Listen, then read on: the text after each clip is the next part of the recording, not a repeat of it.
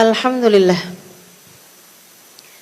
Wassalatu wassalamu ala Rasulillah Muhammad ibn Abdillah wa ala alihi wa sahbihi wa man walah.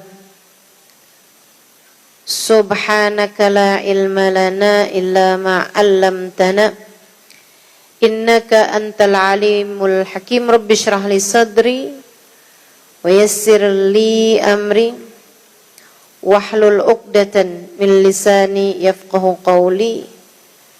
Amma ba'du.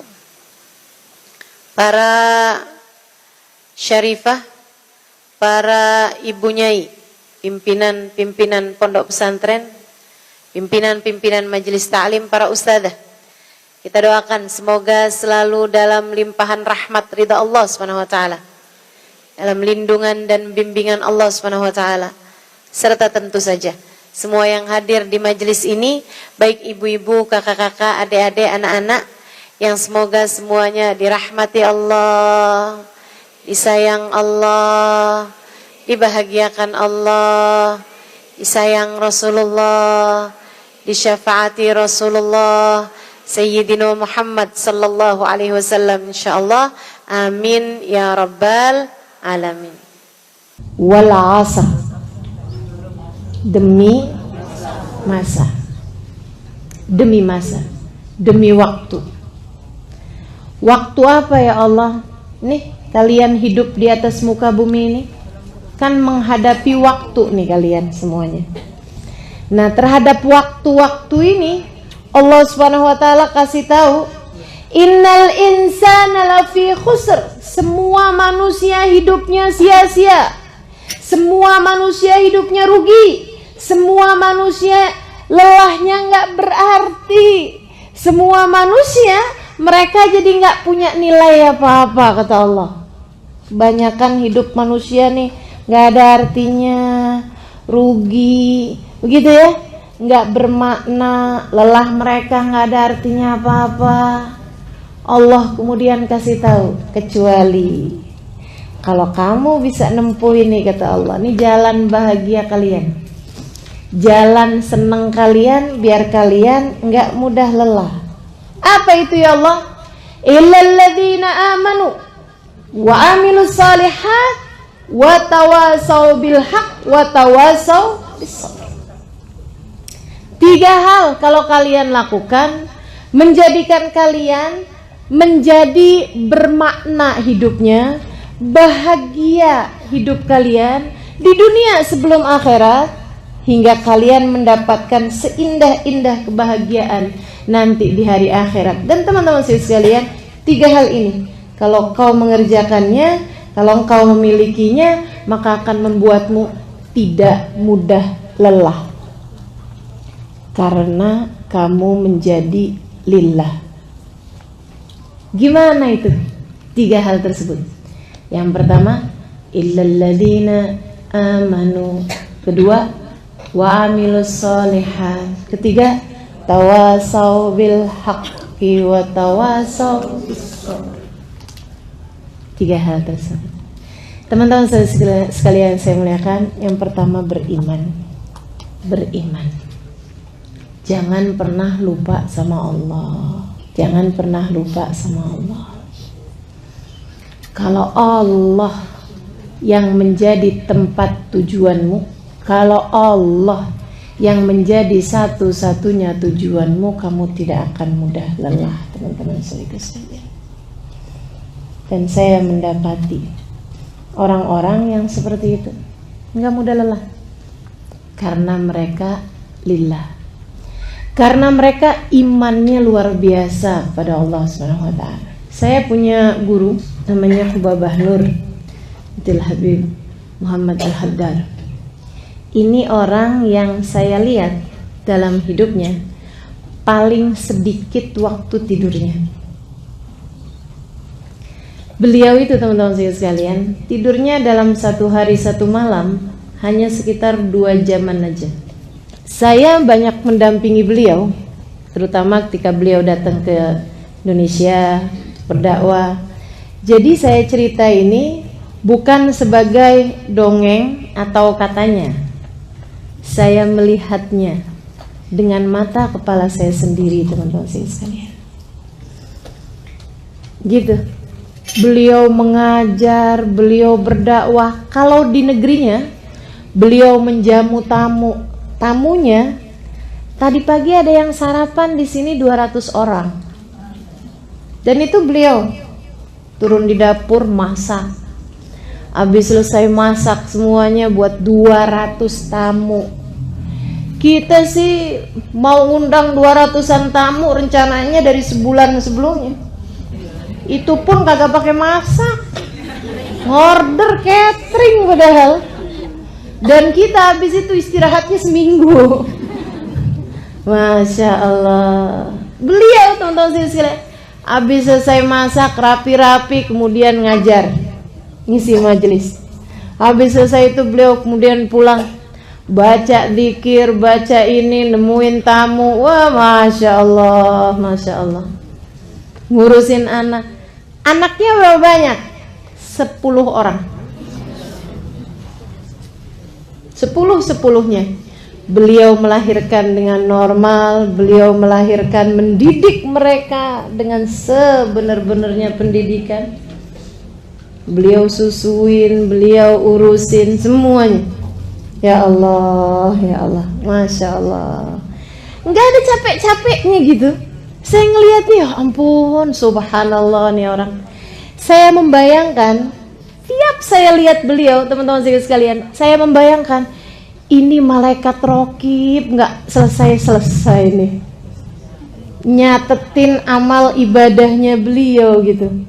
Dari ini, habis selesai ini lagi, habis selesai ini lagi, belum dzikir, belum, ya Masya Allah, Masya Allah. Sementara kita nih kira-kira antara rokib sama atid.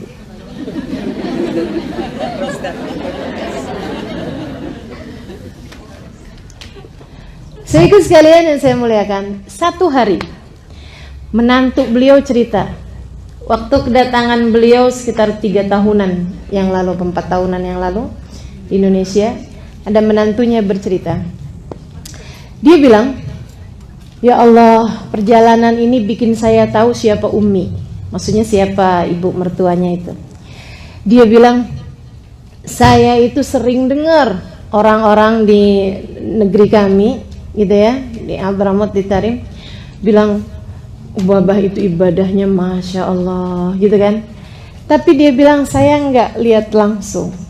Yang sekarang karena perjalanan bersama-sama, makanya kita kalau mau kenal orang, berjalanlah bersama dengan orang tersebut, kamu kenal siapa dia, gitu kan? Itu nggak Bu? Ya. Beliau bilang, si menantunya ini bilang, dia bilang ada satu hari, Hubabah hari itu lagi di Kalimantan.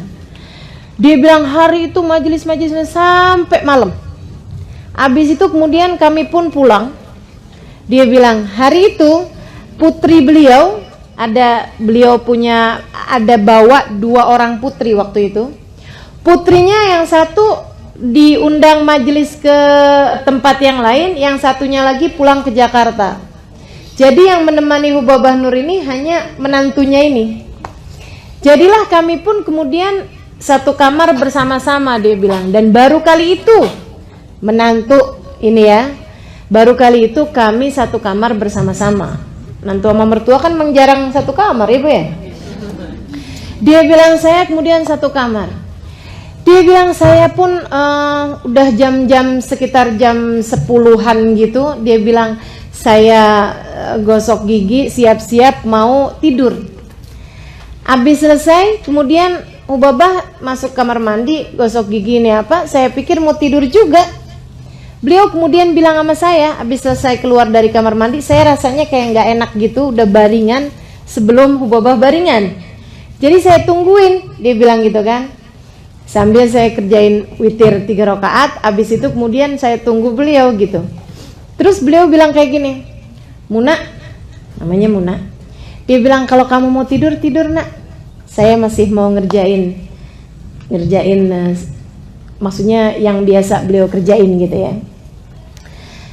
Dia bilang saya pertamanya kayak sungkan gitu, tapi karena saya pikir saya juga ngantuk, capek banget hari itu habis majelis gitu ya. Dia bilang saya pun kemudian tidur. Ketika sebelum ketidur itu saya lihat beliau lagi sholat. Dia bilang saya bangun entah jam berapa, saya lihat Hubabah tuh belum ada juga di samping. Saya kemudian lihat gitu, beliau lagi baca Quran. Habis itu saya pun tidur lagi. Dia bilang saya kebangun, kayaknya udah jam-jam 2-an gitu. Dan saya lihat tempat tidur di samping nih masih rapi juga gitu. Saya pikir Umi mana sih, udah rada gelap, beliau udah gelapin gitu. Tapi ternyata beliau nggak ada, adanya lagi sujud. Maksudnya nggak lagi baringan di sofa atau apa, tapi masih lagi mengerjakan sholat, masih dengan mukenanya juga lagi sujud. Dia bilang saya pun kemudian tidur lagi yang capek banget gitu ya. Abis itu saya dibangunin, yuk Muna kita sholat subuh nak.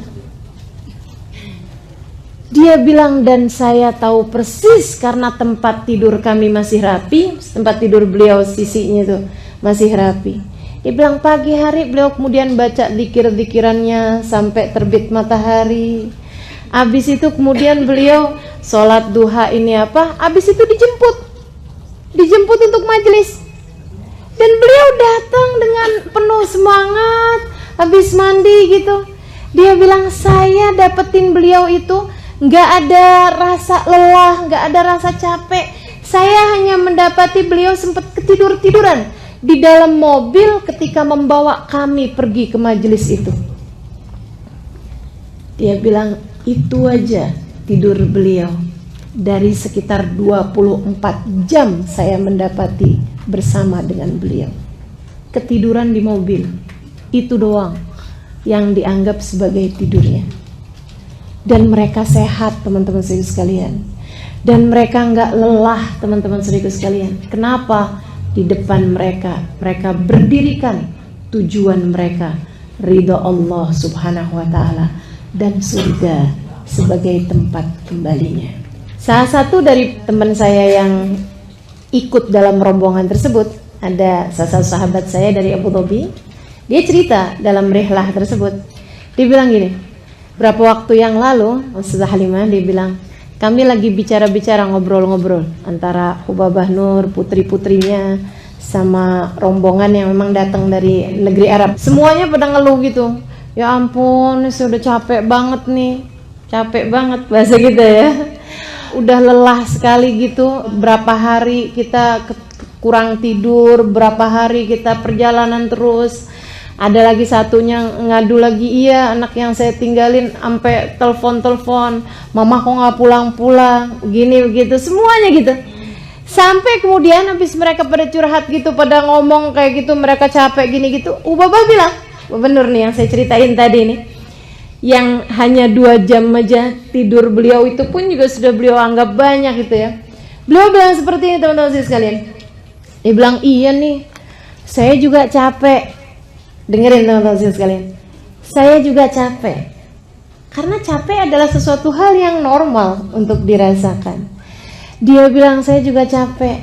Terus si ini anaknya beliau yang paling kecil tadi telepon katanya gitu.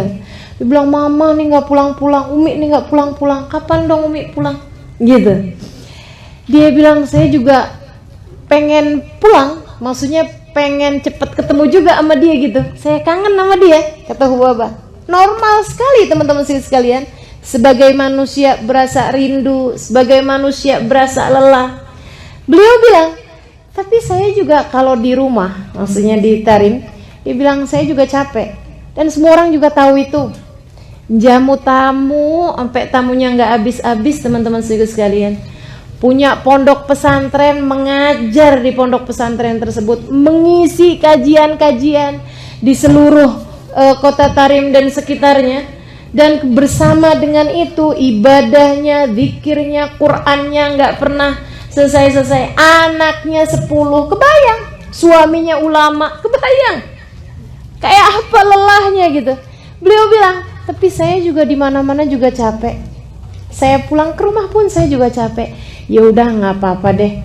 Nih, ini poin nih. Nggak apa-apa deh, saya capek-capek di dunia. Ntar saya mau istirahat. kalau udah masuk dalam kuburan. Saya akan istirahat kalau saya sudah masuk dalam kuburan. Kata teman saya yang cerita ini, yang dari Abu Dhabi ini, dia bilang, saya sering dengar istilah lelah-lelahlah kamu di dunia, nanti biar di hari akhirat kamu istirahat. Saya sering dengar istilah itu. Tapi ketika itu diucapkan oleh seseorang yang kami tahu beliau telah menjadikan hidupnya untuk Allah Subhanahu wa Ta'ala, berlelah-lelah tanpa ada henti-hentinya, tanpa ada istirahatnya, tanpa ada pikniknya, tanpa ada kayak ya itulah gitu ya. Dia bilang itu menjadi sesuatu yang tampak real. Itu menjadi sesuatu yang bukan kalimat ngawang-ngawang di angkasa, akan tetapi sesuatu yang memang benar-benar menjadi tujuan. Teman-teman saudariku sekalian saya muliakan, kamu jika memiliki alladzina amanu illalladzina amanu, jika imanmu kepada Allah Subhanahu wa Ta'ala kuat, memberdirikan hari kematianmu di depan mata, menjadikan Allah sebagai satu-satunya tempat tujuan, teman-teman saudariku sekalian, penatmu menjadi ringan kamu rasa, lelahmu menjadi mudah untuk menyerah. Lelahnya yang nyerah, bukan kitanya yang nyerah sama lelah, tapi lelahnya yang nyerah. Wah, ini gak bisa digangguin nih, gak bisa digangguin sama lelah. Setannya nyerah, nih kayaknya gak bisa digodain sama capek nih. Dia gak mudah lelah, teman-teman sekalian, karena mereka menjadikan hidupnya lillah. Kamu tidak akan mudah lelah kalau kamu jadikan hidupmu lillah. Jadikan hidup untuk Allah Subhanahu wa Ta'ala. Nyari ridhonya Allah. Teman-teman saudariku sekalian saya muliakan, kata Nabi Muhammad alaihissalam, tidaklah seseorang merasa lebih rugi dibandingkan dari waktu-waktu yang terlewat di atas muka bumi ini tanpa mendekatkan dirinya kepada Allah. Artinya bahwa hal yang paling akan kita sesali nanti di hari akhirat adalah kalau kita tidak berlelah-lelah di atas muka bumi ini untuk menjadikan hidup kita buat Allah Subhanahu wa Ta'ala. Tapi kalau kamu buat hidupmu di atas muka bumi ini, apapun yang kita punya buat Allah Subhanahu wa Ta'ala, insya Allah kita nggak akan nyesel nantinya di hari akhir. Jadi nggak apa-apa teman-teman sekalian, berlelah-lelahlah biar kita nggak nyesel nanti di akhirat. Nggak apa-apa, harus ada capek-capeknya hidup di dunia, gitu ya, biar nanti di hari akhirat kita nggak dicapekkan dengan hisab, dengan azab, dengan neraka, dengan segala kegaduhan di hari akhirat nanti. Teman-teman sekalian, yuk kita berbuat di dunia ini agar nanti di dalam kuburan kita sungguh-sungguh dapat beristirahat dengan tenang. Amin ya rabbal alamin. Saudara sekalian saya muliakan, illal ladzina amanu, kecuali orang-orang yang beriman. Nah, untuk urusan beriman nih, teman-teman sekalian, seenggaknya kamu mesti punya 3 poin. Apa aja itu? Yang pertama, kalau nggak kepengen lelah nih ya, hidup di dunia ini lelahnya jadi nggak terasa gitu. Urusan beriman ini kamu mesti punya 3 poin. Yang pertama, ingat sama tujuan. Ingat sama tujuan. Tujuan kita adalah mau dapat ridhonya Allah Subhanahu wa Ta'ala. Teman-teman sekalian, orang loh mau dapat ridhonya suami itu aja penuh perjuangan, betul nggak? Orang mau dicintai sama siapa misalnya, sama pejabat misalnya gitu ya, mau dekat sama pejabat itu aja perlu perjuangan. Mau dekat sama orang hebat perlu perjuangan, bukan? Maka teman-teman saudaraku sekalian, bagaimana pula dengan mau mendapatkan ridho Allah Subhanahu wa Ta'ala? Apa menurutmu tidak perlu perjuangan?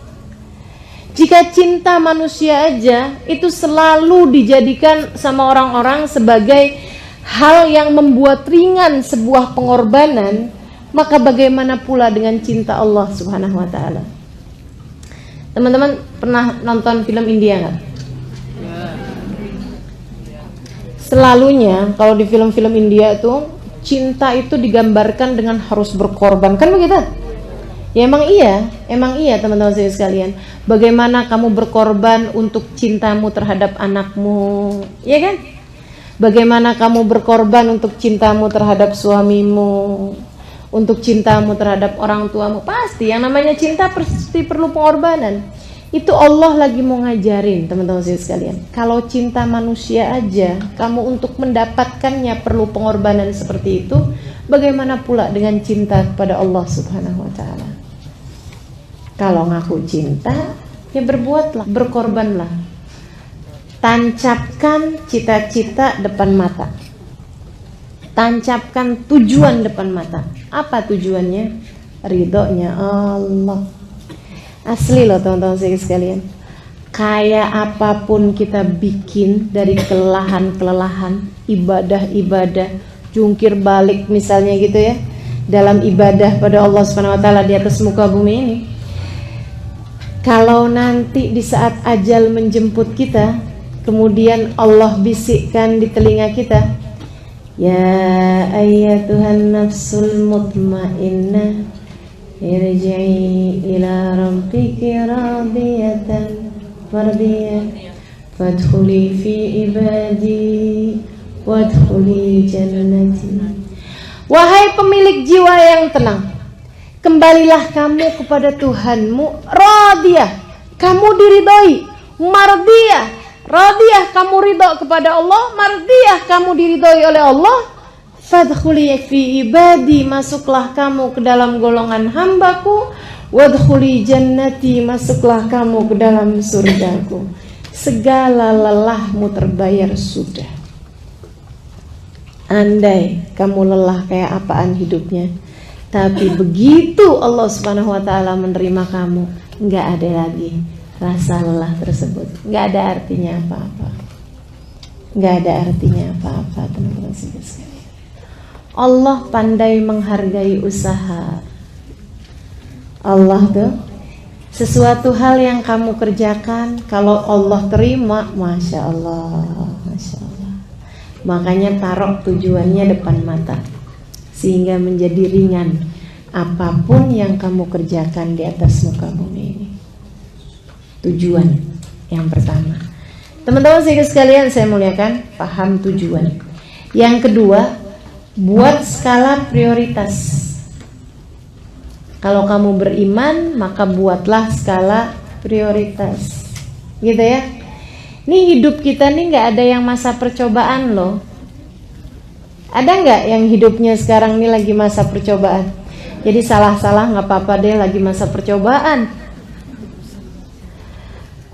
Kamu saya kasih 2 kali hidup, gitu ya.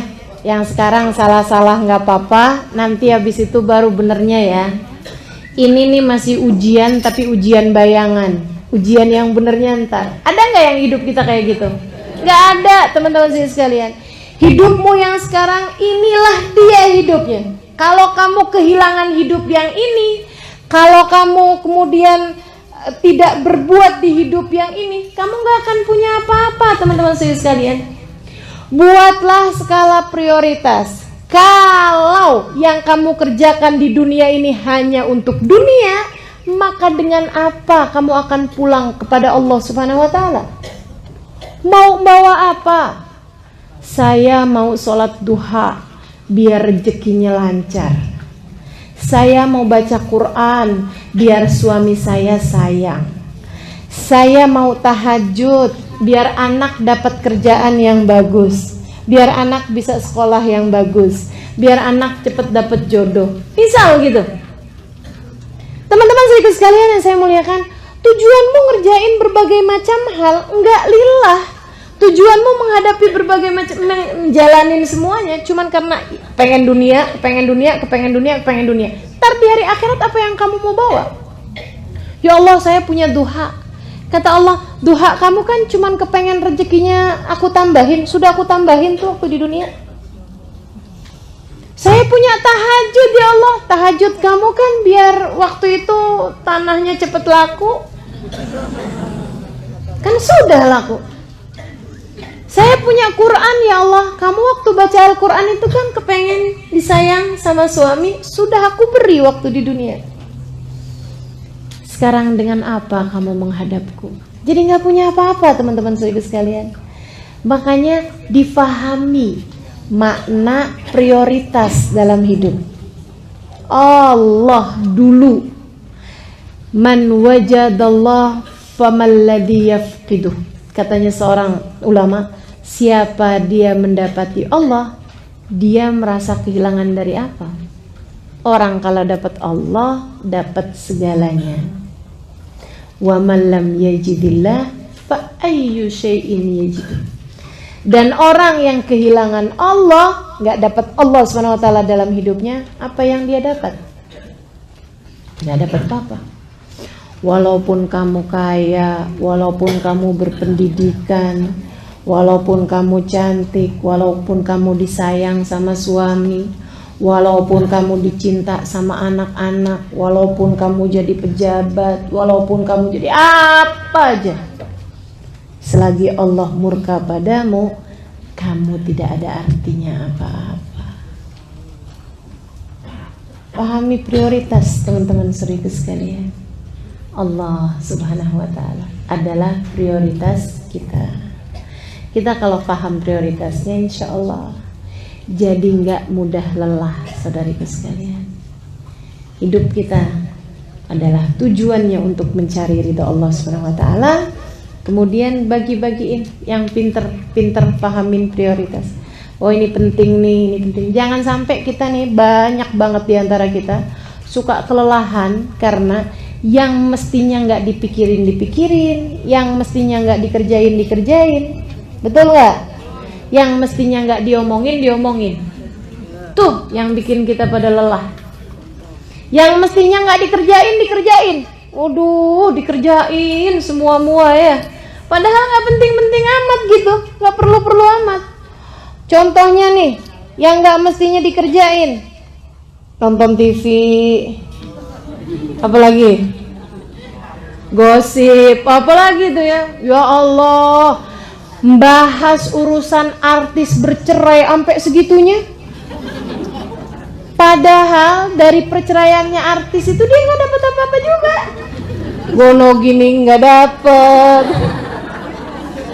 tetangga bukan, kenal enggak, dibahas. Ya Allah, mau-maunya gitu.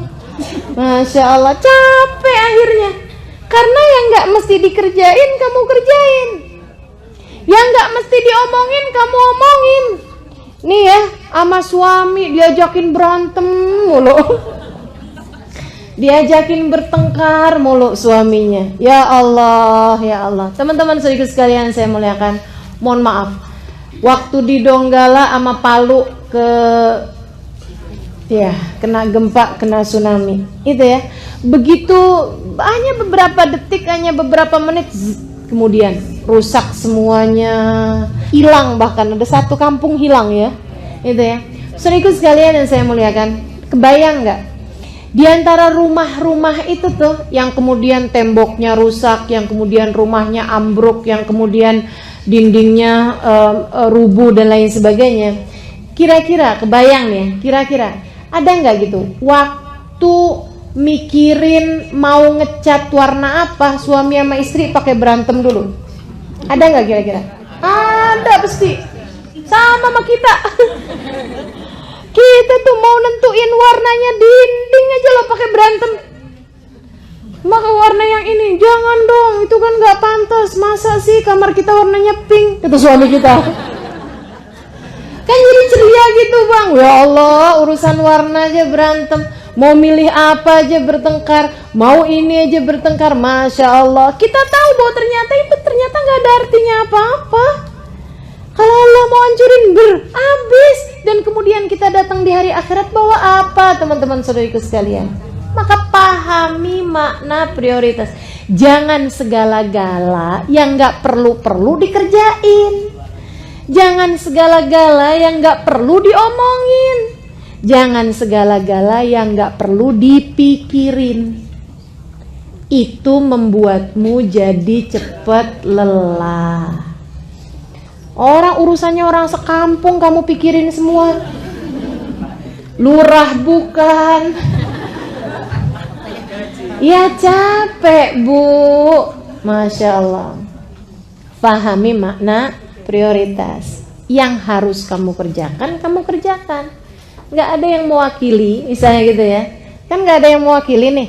Kayak mohon maaf, kayak kita kalau kebelet mau kamar mandi kan gak bisa diwakilkan. Iya kan? Nah itu pekerjaan-pekerjaan yang gak bisa diwakilkan harus kita kerjakan. Jadikan prioritas gitu. Teman-teman saya sekalian yang saya muliakan, ada dulu sepasang suami istri lagi jalan.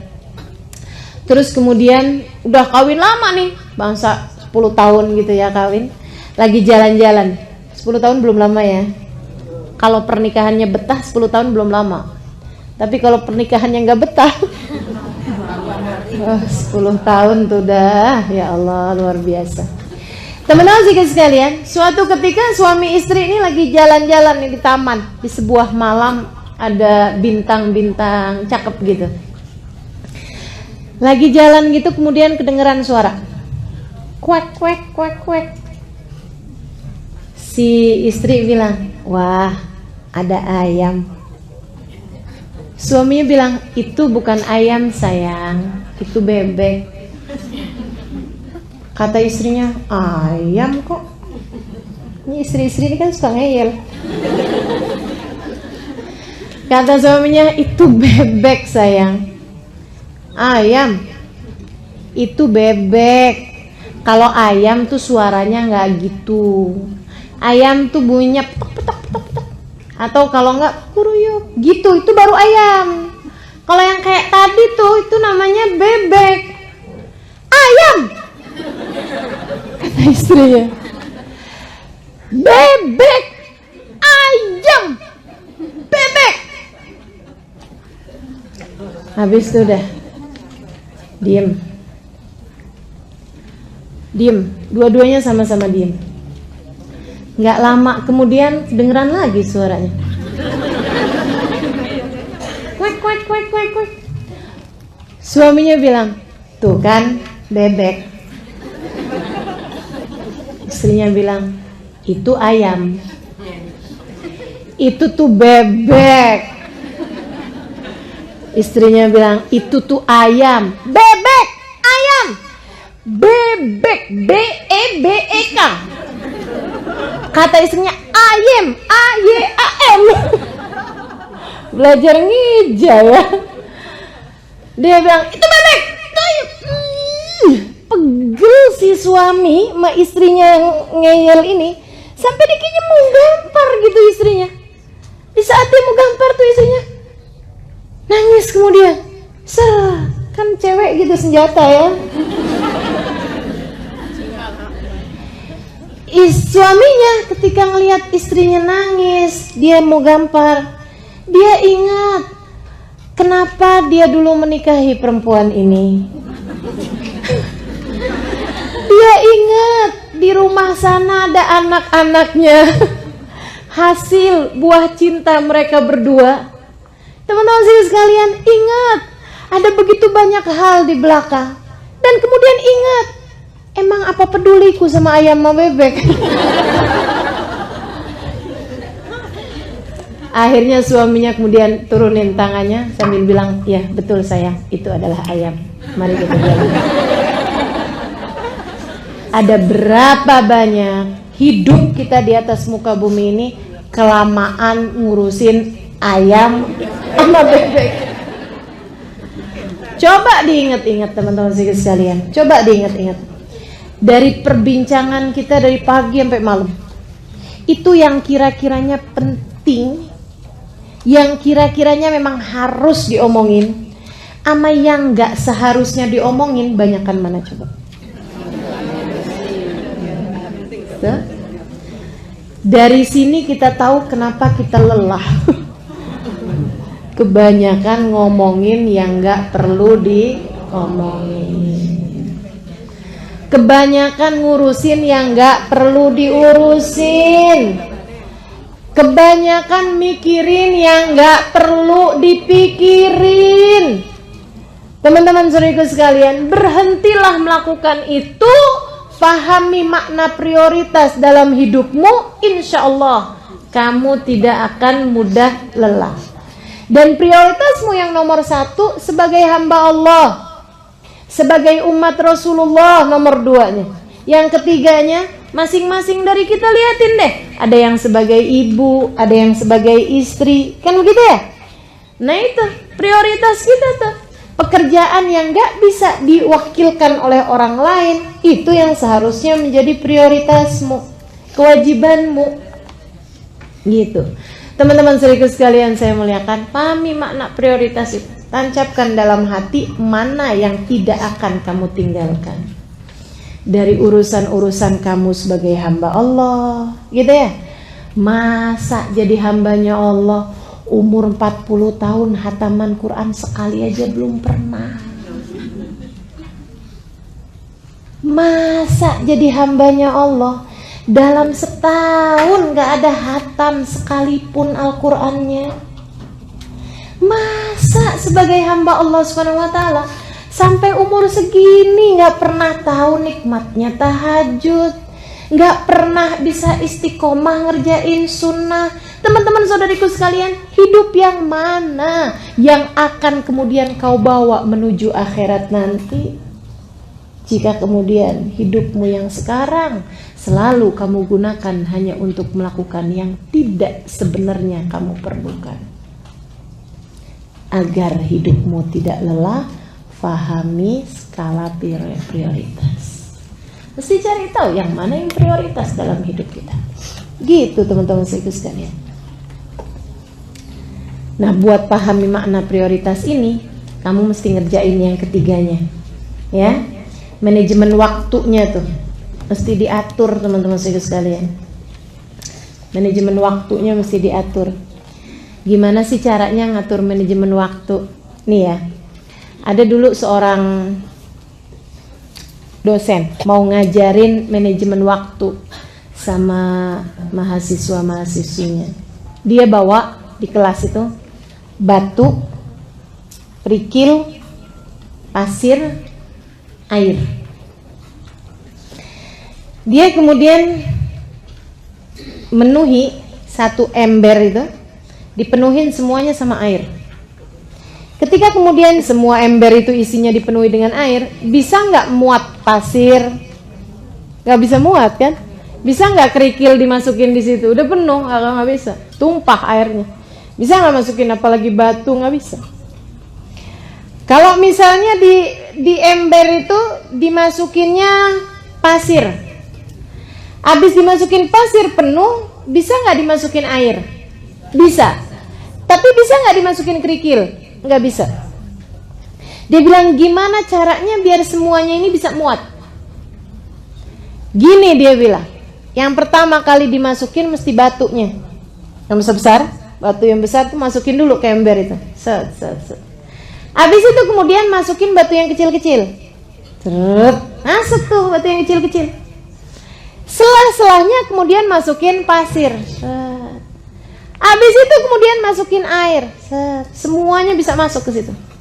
Ini waktu kita tuh kayak gitu. Teman-teman sekalian. Tuh ember tuh waktu yang Allah Subhanahu wa taala siapkan modal bagi kita. Yang batu-batu itu, teman-teman saudaraku sekalian, kewajibanmu kepada Allah. Kewajibanmu sebagai hambanya Allah, kewajibanmu sebagai siapapun dirimu di atas muka bumi ini. Wajib makan. Kan begitu ya? Iya kan? Gak bisa diwakilin. Bisa gak diwakilin? Tolong dong kamu makannya banyakan ya, saya belum sarapan soalnya. Gak bisa. Teman-teman sekalian. Makanya itu jadi prioritas gitu. Harus sholat, kita hamba Allah kok. Kan begitu ya? Jangan sampai gara-gara urusan-urusan yang lain sholat sampai gak keburu. Ini kamu gak paham makna prioritas namanya. Begitu kan ya? Sebagai seorang istri misalnya, ada kewajiban kita terhadap suami yang harus kita laksanakan, gak bisa diwakilin orang lain. Mohon maaf, urusan tempat tidur gak bisa kita wakilin orang lain. Kan gitu ya? Bang, saya lagi capek nih, yang lain aja ya. Ya, nggak kena gitu. Nah itu prioritas namanya teman-teman saudaraku sekalian. Masukkan itu sebagai batu-batu besar dalam kehidupan kita, dalam ember waktu kita ini. Masukkan yang gak bisa diwakilkan sama orang lain sebagai batu-batu besarnya. Habis gitu kemudian masukkan yang batu-batu kerikil-kerikilnya, keperluan kita, kebutuhan kita, meskipun itu adalah sesuatu hal yang gak wajib tapi sunnah, gitu ya. Perkara-perkara yang sunnah-sunnah, kita mau sholatnya dengan berjamaah, kan gitu. Kita mau pakai tambahan, ada duha di waktu pagi, ada witir di waktu malam, kan gitu. Nah itu jadikan sebagai batu-batu kerikil teman-teman saudaraku sekalian, yang bisa nyelip-nyelip di antara batu-batu yang besar-besar tersebut. Nggak bisa juga kita kerjakan yang sunnah tapi yang fardu ditinggalkan, ya gitu ya. Sepanjang malam tahajud, giliran jam 3:30 malah ngantuk, pagi-pagi bangun subuhnya bablas. Itu kayak orang masukin kerikil, ninggalin batu. Jadi mesti yang ini juga mesti dikerjain gitu. Kemudian sesudah itu baru tuh yang namanya pasir tuh keperluan kita tapi yang gak terlalu mendesak. Teman-teman saudaraku sekalian, pasirnya masih bisa diwakil-wakilin sama orang lain, biarin dia nyelip-nyelip aja, gitu kan ya. Masak contohnya, kan masih bisa diwakilin orang lain, betul nggak? Kita masih bisa beli makanannya kalau nggak keburu, gitu loh. Akan tapi kalau urusan-urusan yang memang harus dikerjakan nggak boleh gara-gara sibuk masak sampai kemudian nggak duha, itu kan sayang, gitu ya. Masukin yang sunnah-sunnah, misalnya dalam sehari harus ada baca Qur'annya, dalam sehari harus ada sedekahnya, dalam sehari harus ada. Itu kita bikin skala prioritas, yang mana yang kamu mau jadikan batu, yang mana yang kamu mau jadikan kerikil, dan yang mana yang kamu jadikan pasir. Teman-teman saudaraku sekalian, kebutuhan belanja misalnya, gitu kan ya. Nah itu tuh kebutuhan yang kamu anggap sebagai pasir-pasirnya, jangan sampai ngabisin semuanya. Baru kemudian yang air, hiburan kita, jadikan airnya aja teman-teman saudaraku sekalian. Dia bakalan nyelip-nyelip kok gitu. Kayak misalnya arisan tuh katanya. Kayak misalnya buka media sosial, iya kan ya? Bermedia sosial itu termasuk apaan tuh? Air teman-teman saya sekalian. Dia bakalan nyelip-nyelip. Kamu di kendaraan, di mobil, iseng buka media sosial, kan begitu. Kalau kemudian terus aja di situ, sampai segala yang sunnah nggak dikerjain, sampai segala rumah berantakannya kayak apaan, gitu kan ya? Suaminya ngeliatin, ya ampun, jam 10 pagi, jam 10 siang, mandi belum. Rumah berantakan, masak kagak, pegang HP aja. Wah, ada berita baru nih bang. Kenapa? Kirain berita penting apa sampai nggak mandi gitu ya. Temen saya bang, si Ino bang, bercerai sama lakinya. Ya Allah. Inna lillahi wa inna ilaihi raji'un. Pahami? Jadi kita tahu mana yang prioritas, mana yang bukan. Gitu teman-teman sekalian. Biar nggak banyak salah-salahnya nih kita ngerjain hidup. Dan yang terakhir dari keimanan ini ya, mesti kita harus bahas amal sama tawasau bil haq, tawasau bis.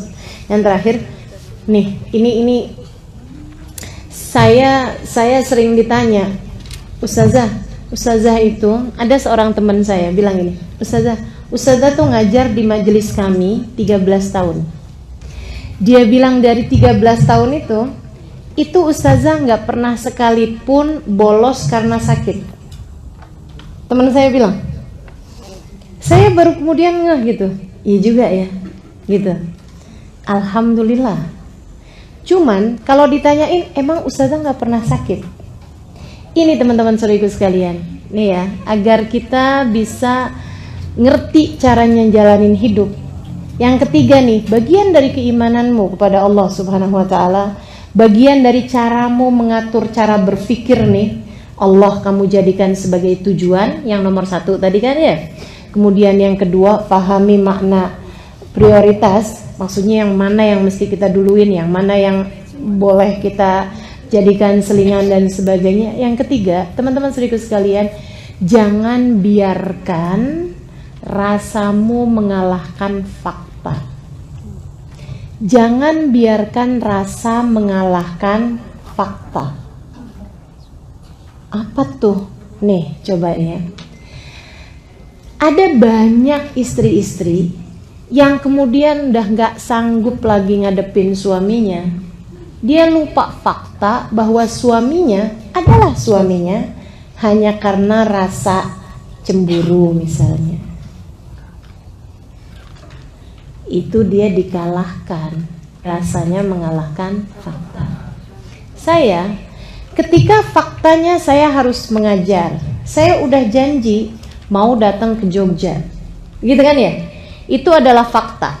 Faktanya adalah bahwa di jadwal saya tertulis Jogja.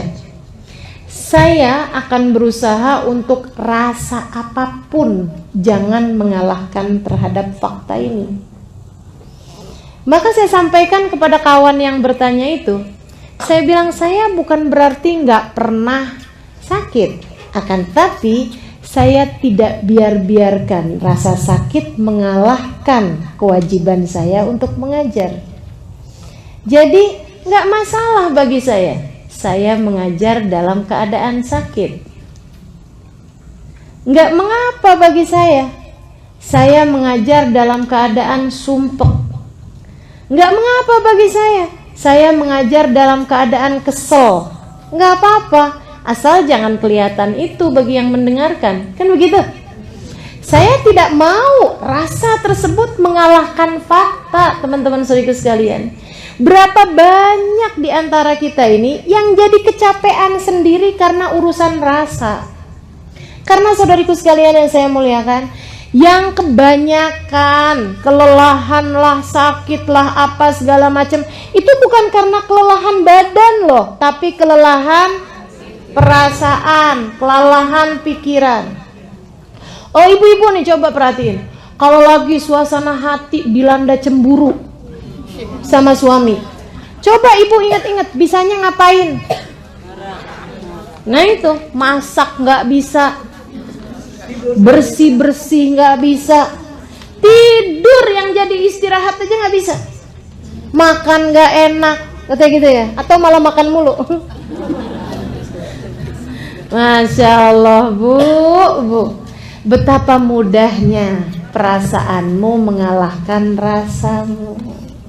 Jangan biarin, biar kamu tidak mudah lelah, teman-teman saudara itu sekalian. Kamu lagi berasa capek, anak datang, mah liatin deh mah hasil kerjaan saya.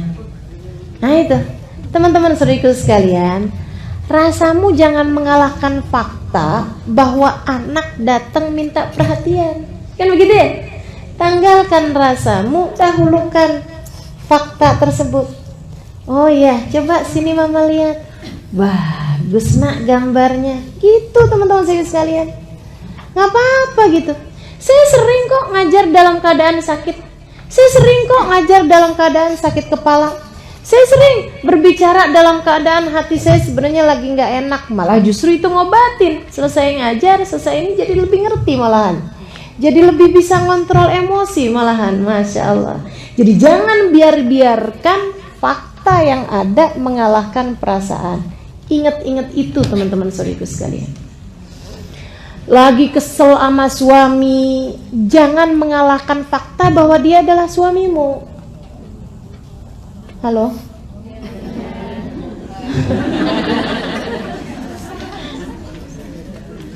Rasa itu bisa dihilangin, fakta nggak bisa dihilangin.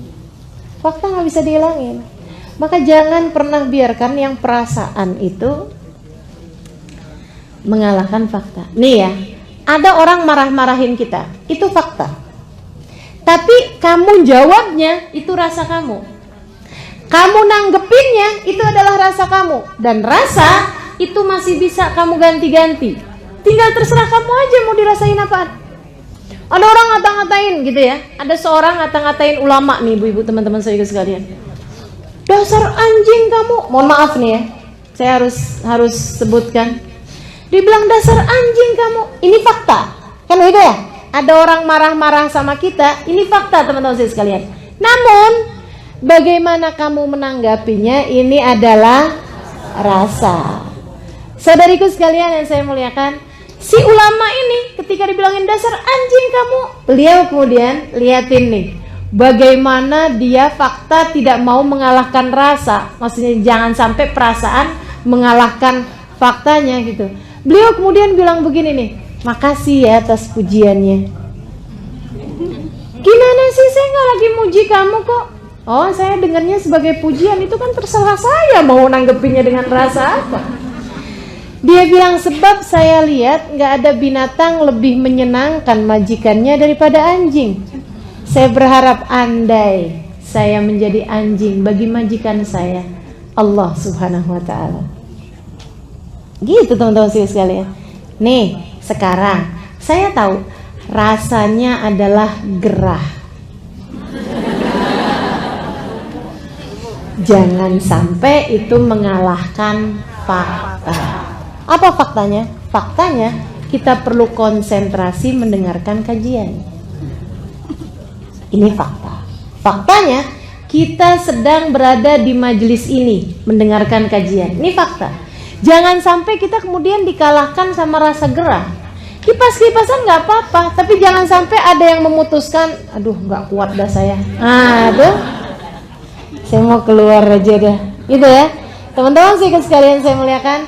Kalau bicara tentang rasa, antara duduk diam mendengarkan dalam keadaan gerah dengan duduk sambil berbicara, kira-kira gerahan siapa?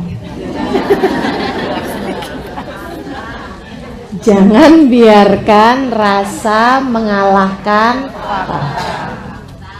untuk membuatmu tidak lelah. Berpikirnya seperti itu teman-teman saudaraku sekalian.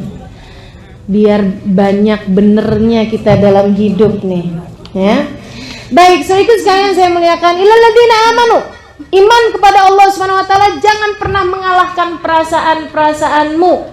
Berpikir tentang tujuan, jangan sampai kamu mau dikalahkan dengan keadaan apapun. Pahami yang mana yang prioritas dalam hidup sebagai penghambaanmu kepada Allah Subhanahu wa taala, teman-teman sekalian. Itu. Kemudian yang kedua, katanya Allah Subhanahu wa taala dalam Al-Qur'an, wa amilus sholihat. Orang yang hidupnya tidak sia-sia, orang yang hidupnya bermakna adalah mereka-mereka yang selalu amilus sholihat. Kerjakan kebaikan. Kerjakan kebaikan. Baik kebaikan antaramu dengan Allah Subhanahu wa taala ataupun kebaikan dengan antaramu dengan sesama manusia, teman-teman sekalian. Kerjakan kebaikan untuk dirimu sendiri. Kerjakan kebaikan untuk dirimu sendiri. Kerjakan kebaikan yang menjadi jalanmu dengan Allah Subhanahu wa taala. Kerjakan kebaikan. Hidup ini pokoknya amilus sholihat tuh jangan pernah jauh-jauh. Sebab beriman doang tanpa amilus sholihat nggak ada artinya apa-apa, teman-teman sekalian. Selalu aja kalau kita liatin, pasti tuh antara iman sama amal baik tuh pasti nyambung. Selalu aja gitu. Lalladzina amanu wa amilus sholihat. Lalladzina amanu wa amilus sholihat. Kayaknya Allah lagi mau bilang bahwa kamu iman doang tapi nggak mau kerja, nggak ada artinya apa-apa juga. Gitu. Jadi kalau kamu mau hidupnya menjadi bermakna, ini jangan pernah jauh-jauh dari amilus sholihat. Berbuat kebaikan. Berbuat kebaikan dibagi dua, teman-teman sekalian. Kerjakan yang disuruh, sama yang kedua tinggalkan yang dilarang. Gitu. Tinggalin yang dilarang. Allah nggak bolehin, ya udah tinggalin. Allah nggak bolehin hutang riba. Jangan mau berhutang. Berhutang riba, tinggalin. Abisnya gimana ya ustazah kalau nggak kayak gitu? Nanti kita nggak dapat utangan, gitu. Itu disebabkan karena kurang amanu di atas tadi itu. Kamu nggak tahu yang ngasih rizki itu cuma satu loh. Allah Subhanahu wa taala. Gitu ya. Jangan sampai itu tuh yang kamu pikir, kalau saya nggak berhutang, saya nggak akan bisa makan, saya nggak akan bisa bayar cicilan, saya nggak akan bisa ini. Itu perasaan loh, bukan fakta. Kan begitu ya? Bukan fakta, teman-teman saudaraku sekalian. Ada jalan-jalan lain yang banyak ketika kita kemudian ada kesulitan-kesulitan. Jangan jadikan larangan Allah sebagai satu-satunya jalan. Saya sakit tipes, gitu kan ya? Kemudian berobat sama dokter, dikasih obat cacing. Teman-teman sekalian, orang tipes banyak obatnya cacing loh. Bukan obat cacing bukan. Maksudnya obat sakit cacing bukan. Akan tetapi cacing ditumbuk dibikin obat gitu. Itu obatnya sakit tipes. Terkenal itu ya. Bahkan sirup-sirup itu juga terdiri dari cacing juga untuk sakit tipes itu. Teman-teman saudaraku sekalian yang saya muliakan. Nah ini, apakah itu benar-benar bisa ngobatin? Iya betul. Akan tetapi selain daripada itu yang dilarang, katanya Nabi Muhammad SAW, kami tidak, Allah Subhanahu wa taala tidak menciptakan obat dari sesuatu yang najis. Artinya bahwa selain daripada obat yang najis tersebut pasti ada obat yang suci. Jadi kamu jangan berobat dengan sesuatu hal yang najis. Soalnya kalau nggak berobat sama ini kita nggak sembuh-sembuh. Siapa bilang? Yang ngasih sembuh cuman satu, namanya Allah. Jangan pernah menjadikan sesuatu yang haram sebagai pilihan dalam hidup. Jangan pernah jadikan sesuatu yang haram sebagai pilihan dalam hidup. Saya kerja nih, tapi di perusahaan nggak bolehin saya pakai jilbab. Gimana nih? Ya udah, habisnya mau gimana lagi? Ya udah deh, terpaksa. Nggak ada ceritanya, teman-teman sekalian. Nggak ada ceritanya. Jadi gimana dong kalau kayak begitu? Ya itu tadi, jangan pernah jadikan sesuatu yang haram sebagai pilihan. Yang ngasih rezeki Allah Subhanahu wa taala. Yang ngasih sembuh Allah Subhanahu wa taala. Satu hari saya kena tipes. Nih ya, satu hari saya sakit tipes. Dan itu benar-benar karena memang waktu itu, subhanallah juga, waktu itu saya nggak ada majelis, tapi ada bepergian untuk satu acara yang saya tidak mengisi, jadi nggak wajib datang sebenarnya. Ya, acara itu akan dilaksanakan ada atau tidak ada saya gitu ya, mau menghadiri satu acara gitu kan, tapi nggak berbicara karena memang acaranya acara laki-laki besar begitu kan ya. Saya cuma datang untuk ikut hadir aja. Serius sekalian, saya kemudian sakit tipes. Saya bilang sama dokter, yang salah satu dari jamaah saya juga, saya bilang, Bu dokter, saya jangan dikasih obat cacing ya. Kata dokternya, iya Ustazah, tapi biasanya rada lamaan nih Ustazah kalau nggak pakai cacing itu. Saya bilang, nggak apa-apa Bu dokter, saya nggak jadi soal berapa lama saya sakit, tapi yang pasti saya nggak mau berobat dengan yang najis. Baik Ustazah. Dikasihlah sama dia pil-pil yang memang nggak mengandung cacing. Saya tanya sama dokter itu, dok, ini sakit tipes biasanya berapa lama? Paling cepat 5 hari Ustazah. Paling cepat 5 hari. Tapi karena Ustazah nggak pakai cacing ya, saya nggak tahu berapa lama bisa sembuhnya. Saya bilang, saya rasa 3 hari. Kenapa gitu Ustazah? Saya bilang karena waktu yang saya nggak ngajar 3 hari. 3 hari kemudian, hari keempat saya sudah kembali mengajar, teman-teman saudara sekalian. Apa udah nggak sakit? Ada sih sisa-sisanya, tapi saya masih bisa jalan, saya masih bisa bicara dalam hari yang keempat itu gitu. Kenapa teman-teman saudara sekalian? Saya tidak membiarkan itu tadi ya, rasa mengalahkan fakta. Selagi saya masih bisa berdiri, masih bisa berbicara, saya akan melakukan apa yang seharusnya jadi kewajiban saya. Gitu ya. Jadi teman-teman sekalian yang saya muliakan, jangan pernah punya pilihan haram untuk kamu lakukan. Gitu. Dan saya mau kasih tahu sama teman-teman bahwa kalau ada pilihan mengerjakan yang haram, itu selalu setan tuh ngasih pilihan bahwa ini enak gitu. Sehingga sekalian saya muliakan, tidak ada yang enak dalam maksiat kepada Allah Subhanahu wa taala. Gak ada yang enak dalam maksiat kepada Allah. Walaupun ketika kamu jalaninnya kelihatannya enak, enaknya itu pun juga fata morgana. Mohon maaf ya, seorang perempuan ketemu sama laki-laki, suaminya orang, dia sendiri mungkin punya suami juga, tapi dia ngerasanya kayak yang ini kayaknya nggak asik suami saya, suka sibuk-sibuk sendiri. Dia kemudian ketemu sama laki-laki lain, begitu ya, ngobrol-ngobrol, manja-manja, gini gitu, berasanya kayak enak. Berapa lama dia berasa senangnya? Teman-teman sekalian, saya yakin, hakul yakin, asal pulang di rumahnya sendirian berasa ngelihat diri sendiri kayak murahan amat ya saya. Ketika ngeliatin suaminya, ya ampun, maafkan saya. Apalagi pas ketemu anak-anaknya, duh rasanya. Kalau anaknya kemudian gak nurut sama dia, dia ngerasanya, iya ibu kayak saya emang gak pantas buat diturutin gitu. Betul apa enggak? Jadi hina kamu teman-teman sekalian. Rasa seneng ketika kemudian bersama dengan laki-laki itu semenit, 2 menit, 10 menit. Oke, berapa lama? Setengah jam, 1 jam.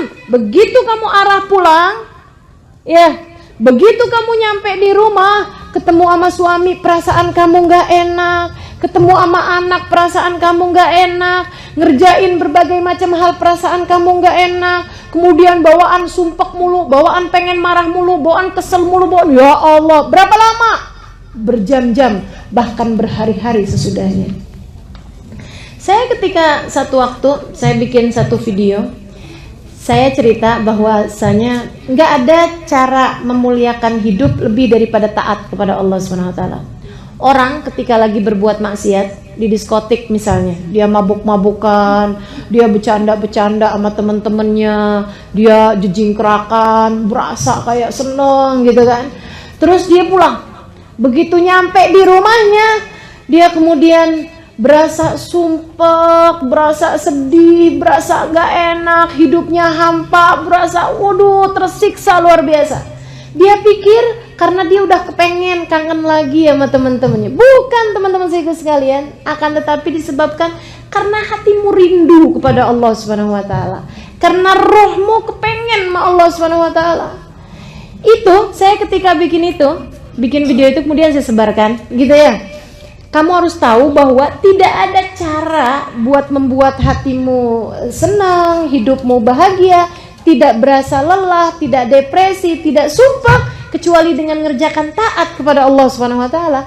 Ada seorang kawan, dia bilang, "Ustazah kok tahu banget sih Ustazah? Emang Ustazah pernah ngalamin?" Saya bilang, "Ngalamin apa?" Di diskotik gitu, mabok-mabokan. "Enggak lah," saya bilang. "Kok Ustazah tahu persis gitu rasanya?" Dia bilang, "Saya Ustazah ngalamin masa-masa itu."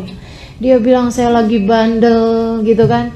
Dia bilang, "Saya pergi ke diskotik, saya mabuk-mabukan, saya bercanda-bercanda sama teman-teman saya, jejingkrakan gini gitu segala macam." Dia bilang sampai pulang.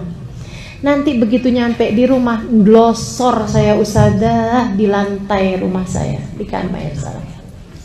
Dia bilang, "Saya menangis, saya ngerasa ya Allah kok sedih banget hidup saya.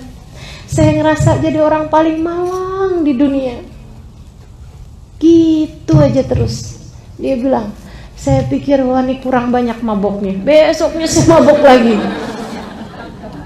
Gitu. Dia bilang besoknya lagi saya pulang kayak gitu lagi, nangis-nangis sendiri, depresi sendiri, susah-susah sendiri. Emang bener, nggak ada jalan membuat hidupmu bahagia, teman-teman sekalian, kecuali dengan taat kepada Allah Subhanahu wa taala. Wa amilus sholihat, kerjakan yang bagus-bagus. Tahajud, sebut-sebut nama Allah. Wah, luar biasa. Itu bahkan kamu nangis pun nangisnya enak. Betul nggak? Nangis pun nangisnya enak juga, teman-teman saya sekalian. Kamu berdoa manggil nama Allah, ya Allah, lihatin saya apa ya Allah, lihatin saya Allah, nih hambamu yang satu ini nggak ngerti caranya jalanin hidup kalau engkau tidak mengajarkannya padaku.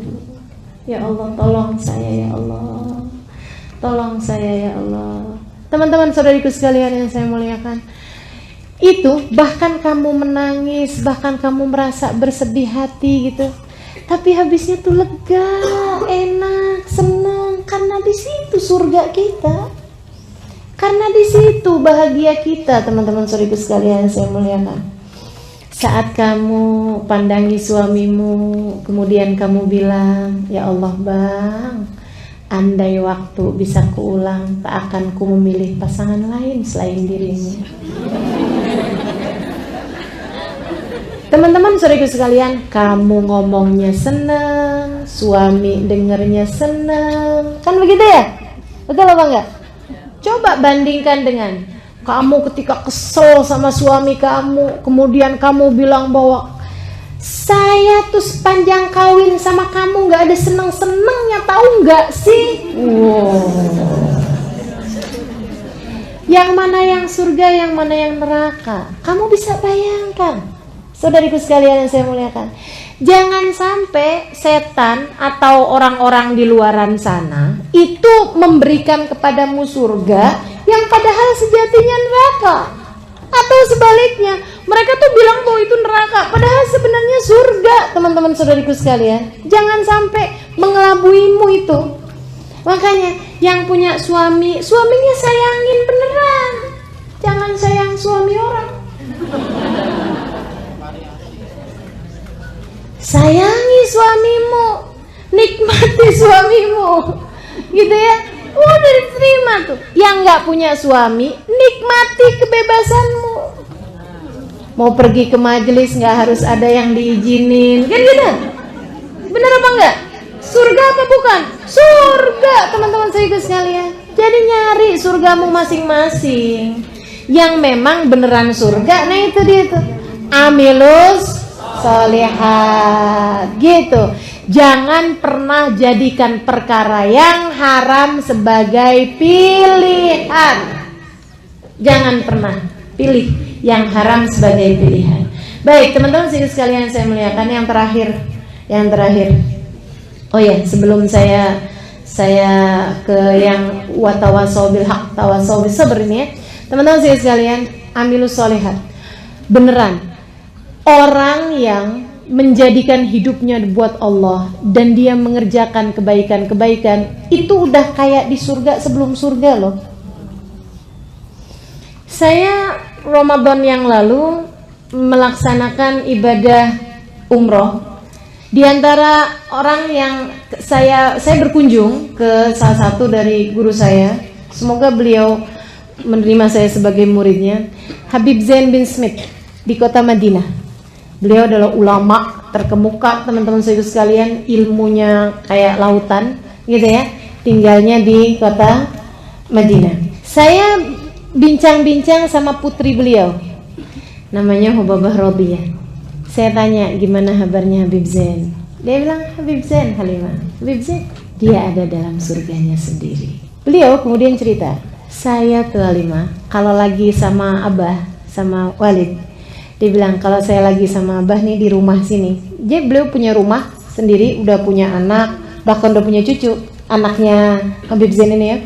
Rumahnya beberapa rumah aja dari situ, jalan kaki dia dari rumahnya ke rumah Abahnya. Dia bilang, saya kalau lagi di rumah Abah, rasanya kayak lagi di surga. Abah baca Quran, kita baca Quran bareng, kita baca sholawatan bareng, baca dzikir bareng, sholat berjamaah, Abah ngupas tafsirnya Quran, Abah bicara tentang hukumnya apa, gitu kan ya.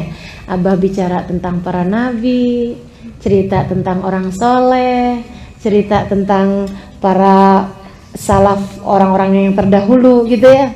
yang sudah meninggal dunia gitu, cerita tentang gurunya, cerita tentang, Masya Allah, kayak di surga. Dia bilang, semua kebaca, semua terlaksana, semua kebaikan-kebaikan semuanya. Dia bilang, nanti saya kalau nyampe pulang ke rumah, dia bilang, yang listrik mati lah, yang anak ngadu sakit lah, yang ini, saya kayak balik ke dunia gitu. Ya dari surga gitu ya, balik lagi, oh ternyata saya masih di dunia gitu. Dia bilang, nanti pas saya balik ke tempat Abah lagi, Allah kayak di surga.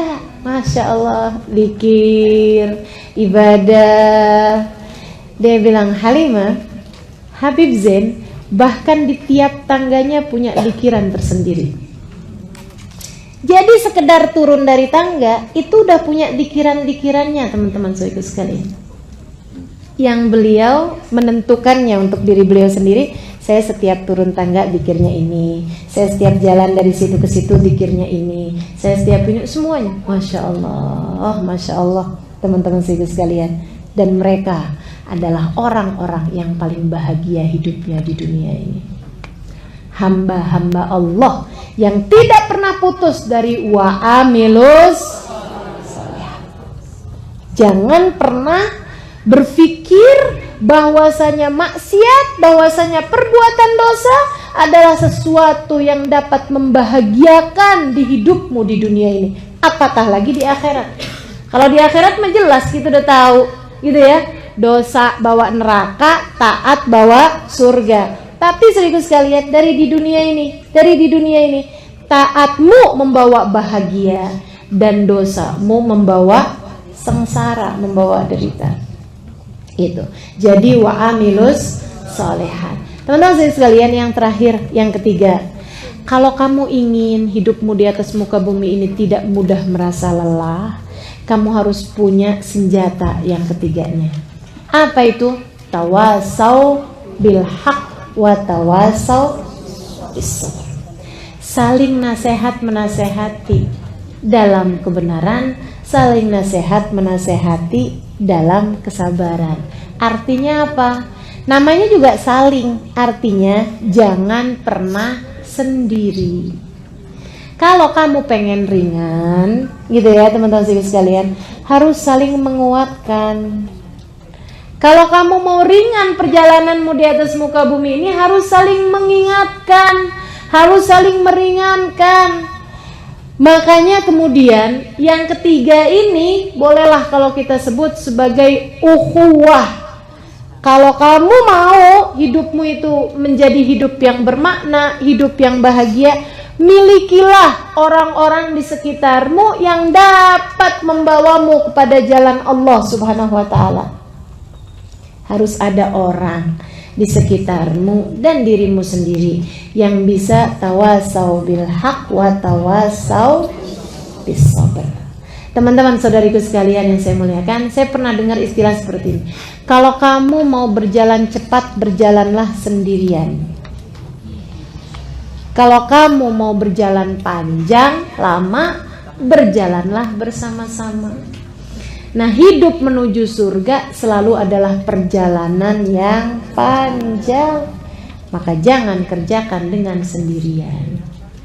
Kamu harus punya sekurangnya 3 orang, ke atas, ke samping, sama ke bawah. Siapa itu? Yang ke atas, orang tua. Orang ya ini ya, kita lagi bahas ukhuwah ya. Yang ke atas orang tua, yang harus kamu muliakan, yang harus kamu siap penerima nasihat. Tawasau bil haq, tawasau bis sabrnya dari orang tua ke kamu kan gitu. Tapi orang tua bukan hanya yang melahirkanmu, mereka juga yang mendidik ruhmu, yaitu para guru. Hidup ini kalau mau ringan, kalau mau nggak mudah lelah, kamu harus punya seseorang yang dapat memberitahumu. Kamu harus begini, kamu harus begitu. Kalau enggak, nyari jalan sendiri susah. Bener enggak? Teman-teman saya sekalian, apalagi kalau kemudian datang ke sana dikasih taunya beda. Datang ke sana dikasih taunya beda. Ya capek hidupnya. Enggak jalan-jalan kamu. Enggak jalan-jalan kita, saudariku sekalian. Kalau kemudian kita terbawa arus gitu ya, tidak menemukan orang yang bisa membawamu menuju kepada jalan Allah Subhanahu wa taala. Sehingga sekalian saya muliakan, datang ke pengajian sana dikasih tahu sholawatan yang banyak, sholawatan tuh berkah. Datang ke pengajian satunya lagi, nggak boleh sholawatan, itu bid'ah. Apa nggak capek hidupnya? Capek. Ini yang mana ya? Habis pergi ke sana pulang-pulang sholawatan. Habis pergi ke sana berhenti sholawatan. Wah, itu prioritas berubah mulu gitu kan ya. Kita udah cari tahu nih yang mana yang batu, yang mana yang kerikil, yang mana yang pasir, yang mana yang air dalam kehidupan kita. Tapi setiap kali ngaji ganti-ganti mulu. Mana batunya, mana airnya, ya ampun. Susah kan hidupnya, capek. Makanya teman-teman sekalian, harus ada orang yang bisa memberimu nasihat dalam kebenaran dan kamu dapat memegangnya dengan penuh lapang dada. Kalau kamu nggak punya, minta. Nih masalahnya teman-teman sekalian, kita nih suka rada merasa jauh dari Allah Subhanahu Wa Taala, nggak suka minta. Kalau urusan dunia aja kita mintanya serius bener. Tapi urusan-urusan yang seperti ini jarang ada yang minta di antara kita. Siapa di antara kita yang dari sejak kecilnya minta, ya Allah karuniakan kepada saya seorang guru yang dapat membimbing langkah kehidupan saya menujumu. Siapa? Ada nggak? Di antara kita yang berdoa seperti itu. Yang sekarang-sekarang aja udah jarang ya, apalagi dari masa kecil gitu. Minta teman-teman sedikit sekalian. Nggak apa-apa rada telat-telat, tapi minta sama Allah SWT. Ya Allah kasih saya, Allah. Kasih saya seorang yang dapat membimbing saya sehingga saya bisa mengikuti jalannya ya Allah. Sehingga saya nggak kebingungan lagi mau ngapa-ngapain ya Allah. Harus tuh dalam hidup, sebab kalau enggak lelah kita teman-teman sedikit sekalian. Kamu nggak tahu jalannya mau lillahnya itu loh, mau menuju Allahnya. Kalau kamu kemudian tidak ada seseorang yang bisa membawamu untuk menjadi orang yang diingatkan dalam hak, diingatkan dalam kesabaran. Gitu saya sekalian saya muliakan. Minta, doa sama Allah Subhanahu Wa Taala. Saya ada diceritain, ini tinggal bagian-bagian terakhir ini ya. Saya ada diceritain sama istrinya Habib Zain bin Smith. Namanya Hubabah Maryam, almarhumah. Sekarang beliau sudah wafat. Saya sangat dekat sama beliau karena kalau beliau ke Indonesia saya yang jadi penterjemahnya. Nah itu beliau satu hari cerita. Dia bilang, saya satu hari dapat pengalaman luar biasa. Ada seorang perempuan muda, dia bilang umur di bawah kamu gini. Dia bilang dia datang ke rumah saya, bertamu di rumah kami. Dia bilang saya ketika menemui dia lagi ngeliatin fotonya Habib Zain. Habib Zain yang tadi saya ceritain, yang setiap tangganya aja punya zikir, itu ya. Itu beliau perempuan ini lagi ngeliatin fotonya Habib Zain, diliatin gitu, pandangin. Habib Zain sudah sangat tua ya, usianya mendekati 80-an tahun. Terus dia bilang, saya ketika masuk ke ruangan itu, Assalamualaikum. Terus dia bilang, Waalaikumsalam warahmatullah. Terus dia salam, terus dia nanya gitu, Ibu istrinya Habib Zain? Dia bilang, iya saya istrinya, saya Hubabah Maryam. Akhirnya kemudian dia ngobrol. Dia bilang, Hubabah, saya itu alhamdulillah selama ini suka baca kitabnya Imam Ghazali, suka baca Quran, suka baca tafsir, suka belajar. Dia bilang, dan saya kerjain amalan-amalan tahajud ini apa semuanya kerjain. Dia bilang, tapi saya ngerasa kalau saya tuh nggak punya guru, jadi saya pun minta sama Allah. Nih ya, saya pun minta sama Allah, ya Allah kasih saya guru, ya Allah saya guru yang dapat membimbing saya di kehidupan dunia ini, biar saya nggak bingung, biar saya nggak salah gitu, kasih saya guru. Dia bilang, tadi malam saya tuh tidur, kemudian saya bermimpi saya dibangunin oleh seseorang, tapi nggak pakai nyentuh. Di mimpinya itu cuman bilang Gumi. Saya pun bangun, dia bilang, dalam mimpi saya itu saya bangun dan keadaan saya seperti saya tidur itu. Maksudnya memang keadaannya kayak gitu. Kemudian yang membangunkan saya itu adalah seorang laki-laki usia sekitar 70-an tahun, pakai gamis, pakai pakai surban. Dia kemudian bilang begini nih, Autiri, Gumi, Autiri, bangunlah nak, sholat witirlah. Nabi Muhammad bilang, man lam yutir falaysa minna. Siapa yang gak witir, dia bukan termasuk dari kelompok kita. Bangun ayo witir, gitu. Saya kemudian ngerasa bahwa ini adalah ijabah doa saya, bahwa Allah memberikan kepada saya guru. Jadi saya pun nanya gitu sama beliau dalam mimpi saya, siapakah gerangan dirimu ini? Maksudnya man antum, gitu loh. Siapa engkau gitu? Dia kemudian menjawab, ana Zain bin Smith. Saya adalah Zain bin Smith. Teman-teman sekalian, dia bilang saya kebangun dan saya ngerasa senang banget, alhamdulillah Allah saya kasih guru dalam hidup. Saya buru-buru wudhu, saya kemudian sholat witir. Dia bilang abis itu kemudian pagi-pagi saya googling, baru-baru aja ya berapa tahun yang lalu. Saya googling itu Zain bin Smith siapa sih gitu. Saya tulis namanya gitu, Zain bin Smith. Saya mau tahu gitu itu orang abad kapan, ulama kapan. Ternyata ketika saya lihat, taulah saya bahwa beliau adalah masih hidup, dan taulah saya bahwa beliau tinggalnya di Madinah. Saya cari tahu alamatnya Hubabah. Pagi ini saya datang ke rumah ini untuk datang kepada Hubabah dan untuk datang kepada Habib Zain. Terimalah kami sebagai muridmu. Jadi teman-teman sekalian, mintalah kepada Allah guru yang membimbing dalam kehidupanmu itu, biar kamu gak bingung-bingung, biar kamu gak lelah. Saudariku sekalian saya muliakan. Dan Allah belum tentu kemudian memberikan kepadamu guru di dunia, maksudnya guru yang masih hidup. Bisa jadi juga kalau dijabah sama Allah SWT, Allah langsung membimbingmu, bisa. Tapi tidak kemudian menjadikan, nih ya, bahayanya orang kalau gak punya guru.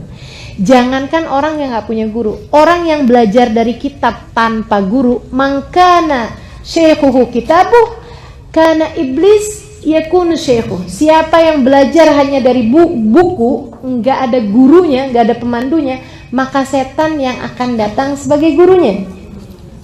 Baca Quran dipaham-pahamin sendiri, pakai dari terjemahan pula. Teman-teman sekalian, yang ada salah-salah kita.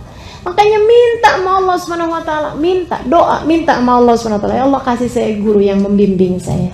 Itu kalaupun nggak dikasih orang yang masih hidup, Allah akan karuniakan kepadamu guru-guru yang sudah meninggal dunia mungkin, yang akan terus membimbingmu, atau yang pastinya seperti dituliskan oleh Syekh Abu Bakar Syato dalam kitabnya I'anatul Talibin, man akthar minas salati ala nabi sara nabi sallallahu alaihi wasallam syekhu.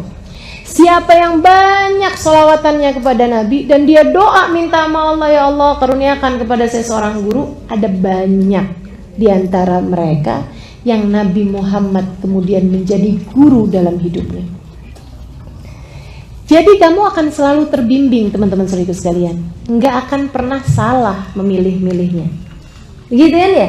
Jadi kayak dipandu gitu, kayak ditunjukin gitu, nggak kayak kedengeran. Jangan berpikir ini sesuatu yang mistik ya. Jangan berpikir kemudian akan ada orang yang kemudian nuntun kamu, pegangin kamu, itu enggak gitu. Tapi terbimbing dalam hidup. Paham maksud saya? Terbimbing dalam hidup teman-teman sekalian. Ada banyak di antara kita yang kalau lagi dalam keadaan gelisah, dalam keadaan kacau hidup kita, misalnya kita kemudian dimimpiin sama nenek kita, kakek kita, dikasih tahu, misalnya gitu. Ada nggak? Ada pasti, teman-teman sekalian. Nah ini, bahwa ada banyak di antara para kekasih Allah, bahkan mungkin nabinya Allah SWT, yang meskipun mereka sudah tidak ada di atas muka bumi ini, dapat menjadi semacam mentor, dapat menjadi semacam pembimbing bagi orang-orang yang hidup di atas muka bumi ini. Ala kulli hal, kalaupun tidak seperti itu, orang yang selalu minta kepada Allah SWT pastilah akan diijabah. Allah SWT akan tunjukkan kepadamu dengan sendirinya siapa yang seharusnya kamu dengarkan, siapa yang seharusnya tidak perlu kamu dengarkan. Karena teman-teman sekalian, kalau kita buka YouTube misalnya, Itu ucapan-ucapan para ulama-ulama kan bisa saling berbeda-beda banget. Bener nggak?